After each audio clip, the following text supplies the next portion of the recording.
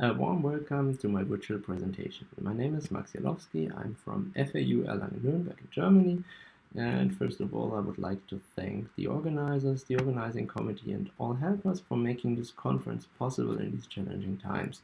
I think the virtual format is a good solution, and I'm really looking forward to the virtual discussion.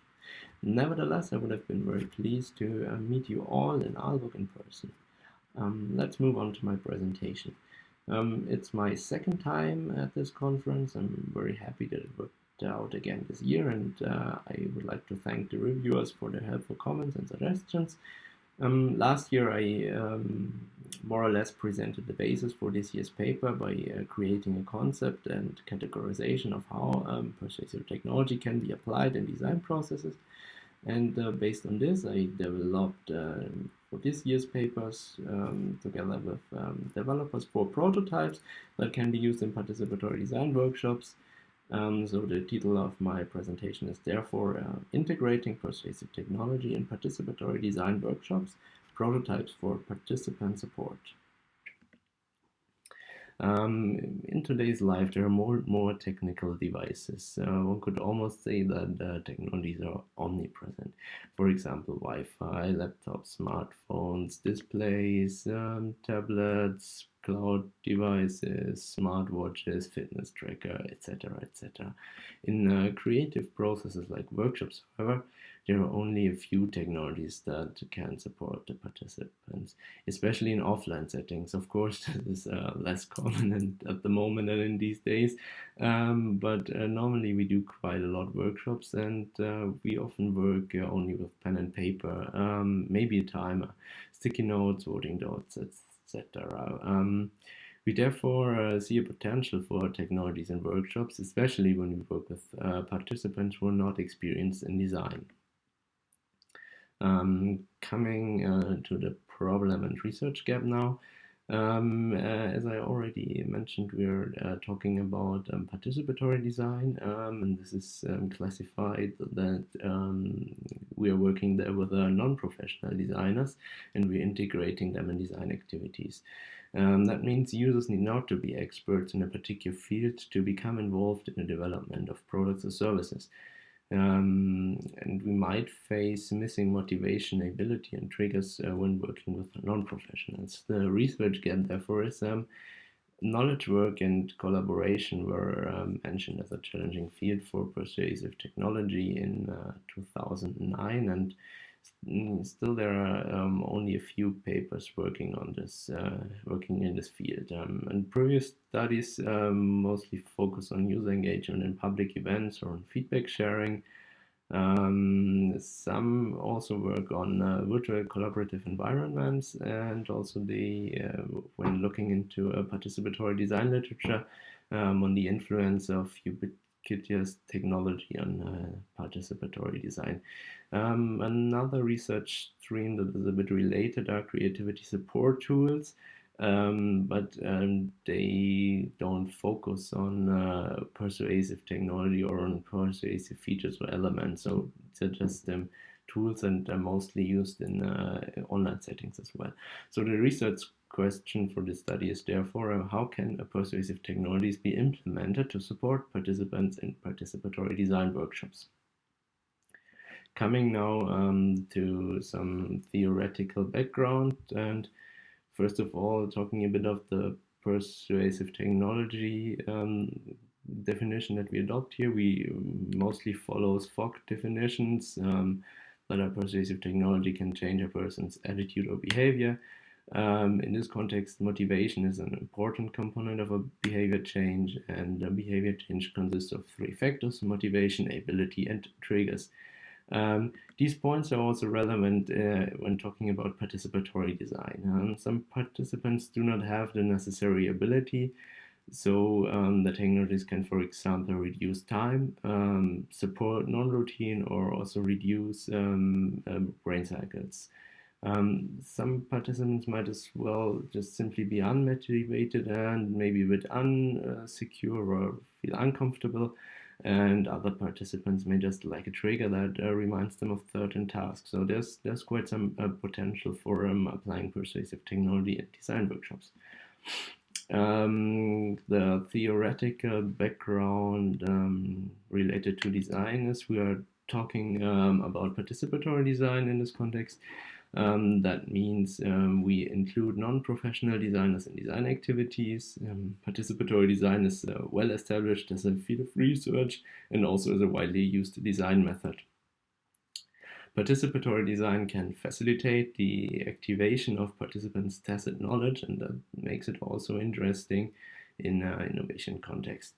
For this study, we are mostly following Sanders and Sanders et al.'s frameworks, where they identified three modes of participation.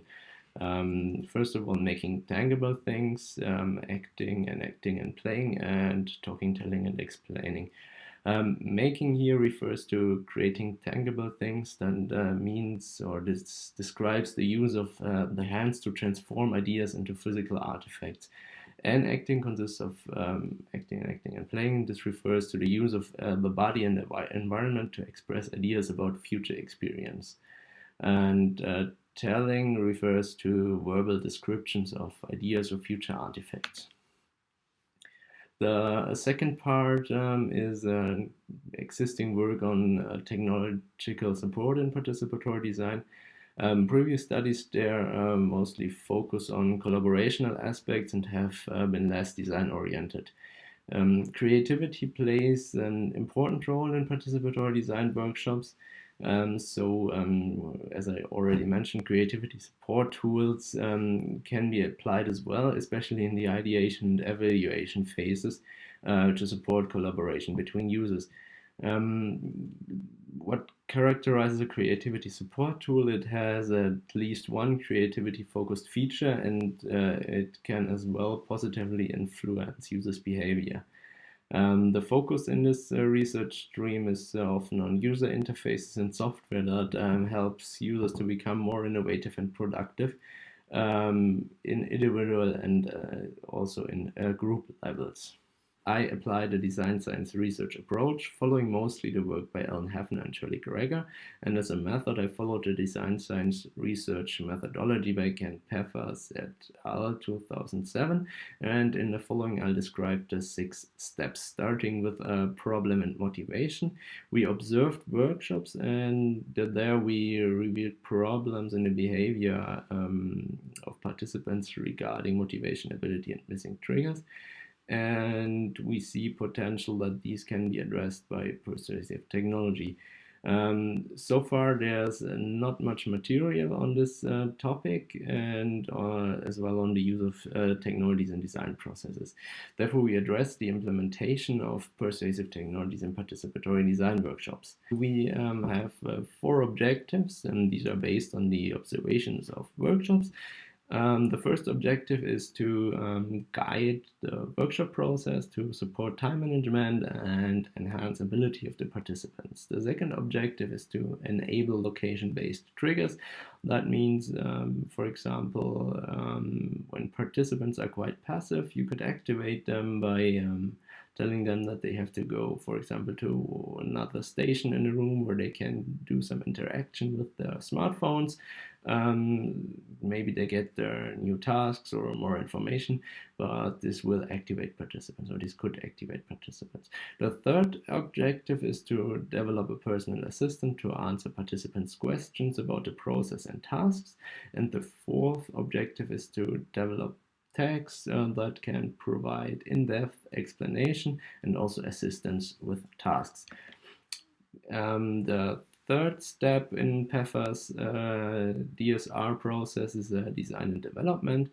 For the design and development of the artifacts, we mostly are based on Fox's 8-step design process.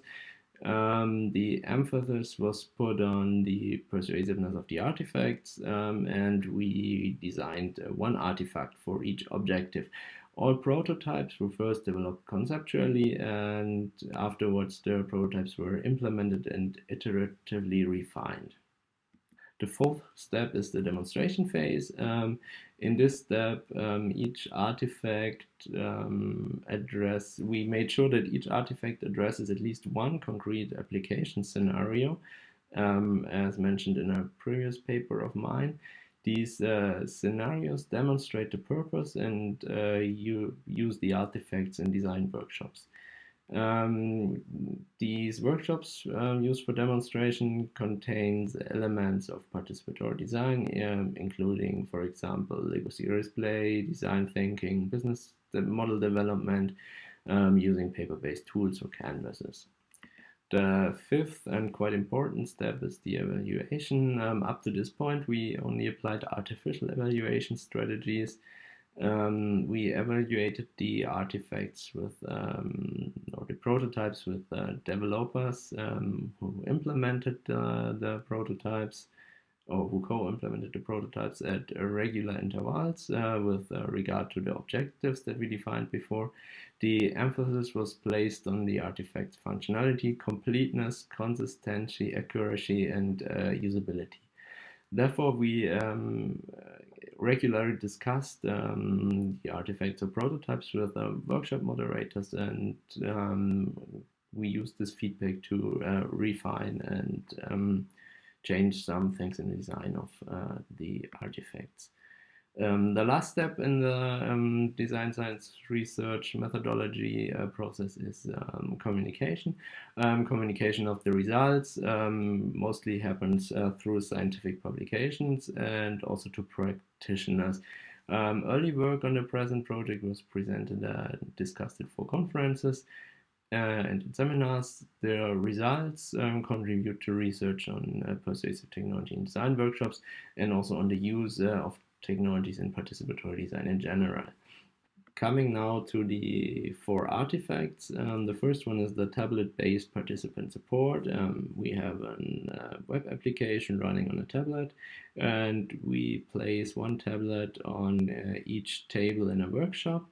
And this artifact mainly addresses general challenges that arise in design workshops.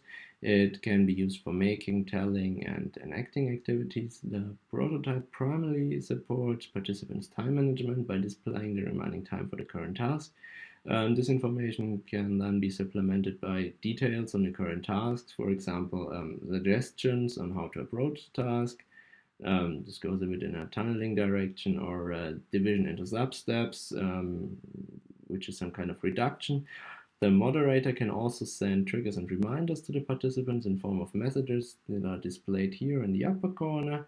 And depending on the current task, different examples of how to complete the task can be displayed in the lower section of the tablet. And in terms of the fog behavior model, the artifact contributes primarily to ability and triggers.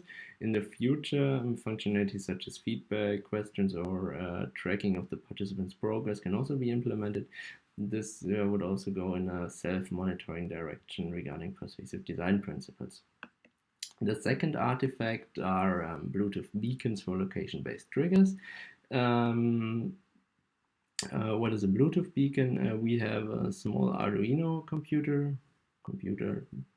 Arduino device with an HM05 Bluetooth module attached and a smartphone app, a specialized Android smartphone app that can interact with the Bluetooth beacon when the smartphones gets closer to the Arduino.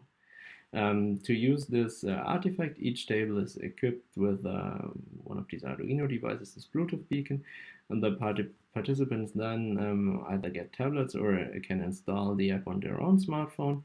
And this artifact is designed mainly for use in workshops that involve steps performed at different workstations.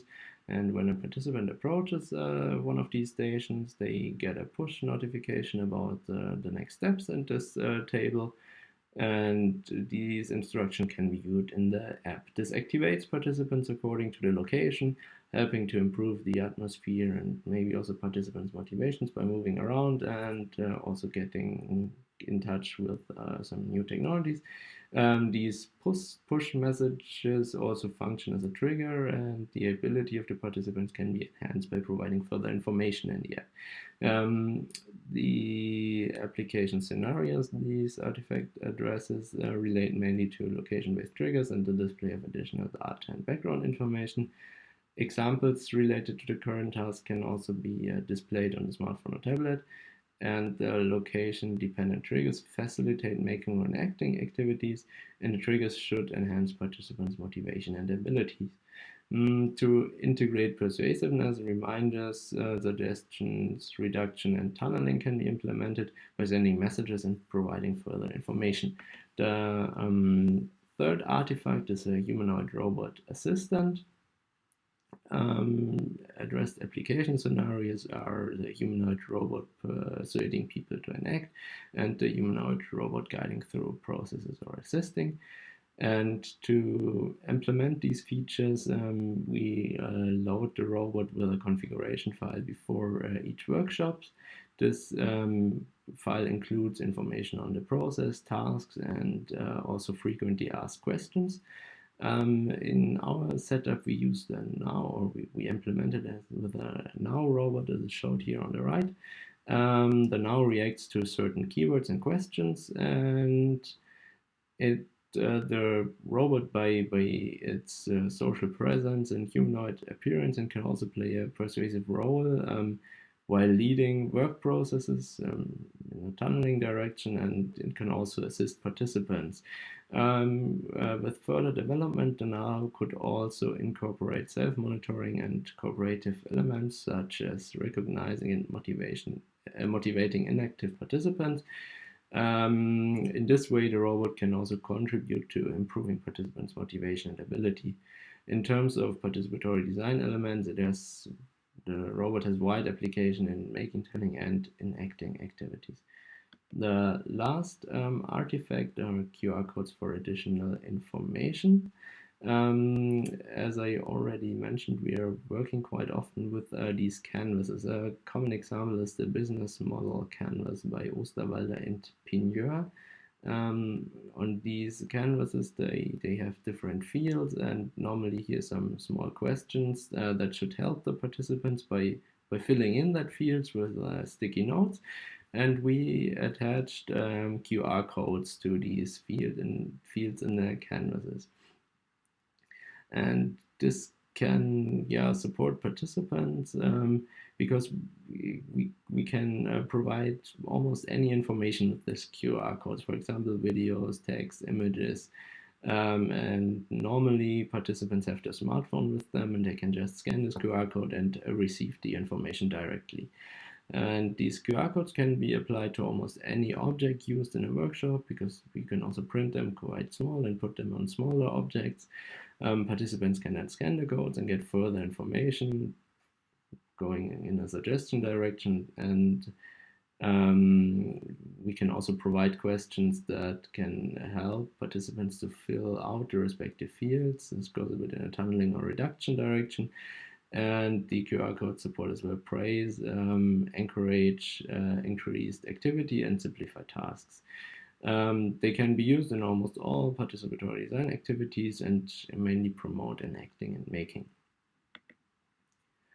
As I said, evaluation is an important step in design science research. Up to now, artifacts 1 to 3 were only evaluated artificially. Artifact 4 was implemented in a workshop and tested with real participants. For artifacts 1 to 3, we applied a criteria-based approach in various iterations to assess the theoretical efficacy. The artifacts were evaluated in terms of objective implementation, application scenario, participatory design support, and persuasive design principles. We regularly discussed the artifacts with 5 different researchers and developers, and artifacts were modified in line with the provided feedback. Artifact 4, as I said, it was implemented in a workshop on a design thinking canvas. This QR codes were used by 2 of the 3 groups we had there. The one group rejected to use the QR codes and continued on the classical way. The feedback stated suggested that explanations and questions should be formulated more consciously, and the possibility to scan QR codes should be more clearly highlighted in these processes. Coming now to the discussion of the results.